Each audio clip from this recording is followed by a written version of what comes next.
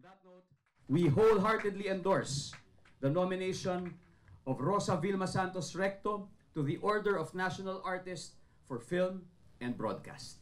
Pinangunahan ng grupong aktor na pinamumunuan ni Dingdong Dantes ang pag-endorso kay Vilma Santos para hiranging National Artist for Film and Broadcast Arts. Naniniwala si Dingdong na ito na ang tamang panahon para igawad sa batikang aktres ang natatanging karangalan bilang national artist. Sa ngayon, hindi pa nakakapanayam ni Dingdong si Vilma tungkol sa nominasyon. Wala pa ring pahayag ang aktres dito. Imbitado tayo lahat sa massive party ng SB19 at Apple the App. Get ready for the night. I'm ready. Yan lang naman ang hatid ng power collab ng dalawang stars na Ready.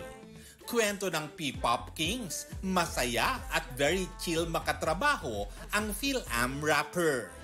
Wala raw dull moment sa shooting ng kanilang music video.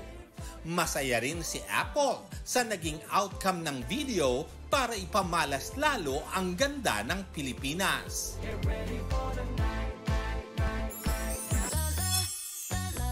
night. All eyes on Cat's Eye dahil nirelease na ang kanilang first single na debut. Siyempre, present dyan ang ating Pinoy Pride na si Sofia La Forteza na showcase ng bagong girl group ang kanilang strong vocals at groovy dance moves sa kanta. Sa isang part ng video, spotted pa nga ang lyrics ng song in Tagalog.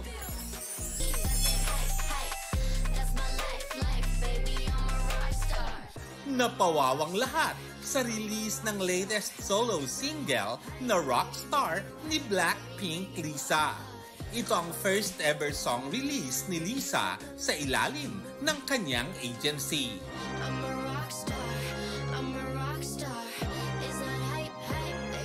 Para sa GMA Integrated News, War Santiago ang inyong saksi.